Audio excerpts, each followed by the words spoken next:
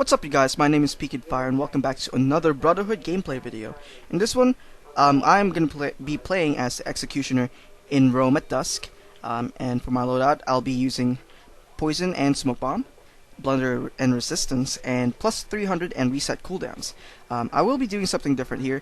As you can already tell, I started really late in this game, but all I want you guys to see is the last minute, because like if you like the third video of that epic comeback, you will love this even more. Like, it blows it out of proportion, and all that. In the meantime, I will be talking about. I'm trying to make this channel into a commentary channel, as you can already tell. I'm doing commentary.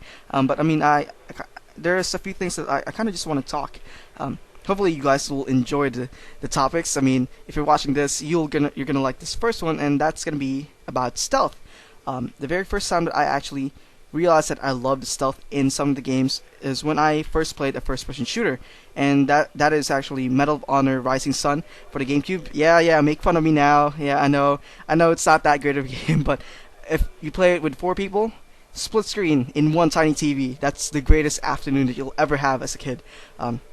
It's so much fun. Like, sniping is fun for like a horrible graphics game like that, but just running around and shooting people with a shotgun in the back, that was so much fun.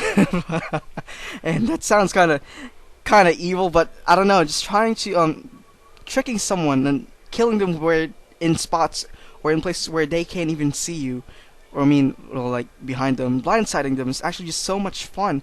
And like I played several other games that like enforce those stealthiness in their games, like for example, Sly Cooper 3. I've only played the third one. I kind of want to play the other ones too. And of course, Tenchu for the Xbox 360. They enforce those stealth elements in there even more, and you do need them to like succeed in the games. And I just love those games so much because it forces you to think. You can't just go up to all your enemies and like fight them head on. You're kind of weak, and so you have to outsmart them. And even after those games, even after I play those games, I tend to play stealthily in other games that doesn't even require stealth. Well, sometimes, Oblivion kind of requires stealth if you want, but I'm a battle mage at heart, so I still use magic, but I chose to use an invisibility spell and just go up to people and whack them in the head with a mace, and that's so much fun. In Bioshock, once I got that natural camo Gene Tonic, all I had to use was use decoy, or I think it was target dummy for the plasmid, and just like attack them whenever they're attacking the dummy, and it was so much fun.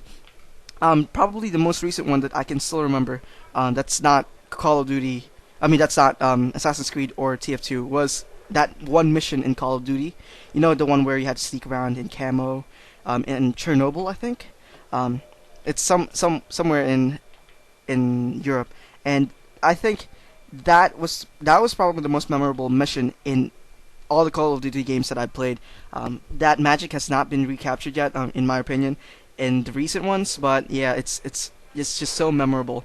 And it wasn't until I played Team Fortress 2 that I actually really enjoyed or loved the theme of stealth in games. Like I realized that I am a sucker for those things. I bought Team Fortress 2 just because I wanted to play the spy. Yes, that's the only reason I bought it. And the spy's my favorite. Backstabbing people, it's just some kind of like, I don't know, like an adrenaline rush or like a dopamine rush that goes on whenever you do a successful backstab or even chain stabs. And like I can't really explain it. So it's like euphoric. Let's just say that. And when Assassin's Creed came out, I kind of compare it with to TF2. Like, it's like the Spy's gameplay, but in a game form. So, and that's why I love Assassin's Creed so much. It's not my favorite game. I'm always gonna be an RPG fan. I love more RPGs than these stealth games. I'm always gonna be a sucker for puzzles. Also, not so much with first-person shooters, but that's where Portal comes in. It's like a special little box there. But yeah, I've had this fascination for stealth games and for so many years now, and like this game really does capture that, and which is why I'm so in love with this game. Yeah, I'm actually kind of wondering what you guys, what the other Stealth games that you actually played. I know I have to play Metal Gear Solid, any of them. I don't care if it's the one from the NES, but I had to play some of them. If you have a good suggestion, I will gladly take you up.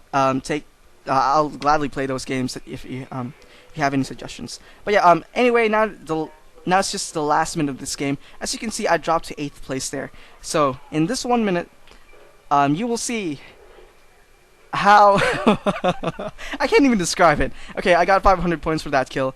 I used up both of my abilities. So someone triggers a chase sequence. So like I said, don't move out of your hiding spot if it's good. And my pursuer just falls right there, and my target's right there next to her. Isn't that cool? I got 500 points for the escape, 700 points for this kill, and another pursuer killed one of my doppelgangers. I got 500 more points there, and I jumped into first place. Like, really? And right there, here's my target again. So I got 2,900 points in less than a minute. But I died at the last second. Someone shot me. So all good things come to an end. But I still finished in first place. So yeah. This was more awesome than the third one. So yeah, thank you guys for watching. Comment, like, and subscribe, and I will see you next time, right?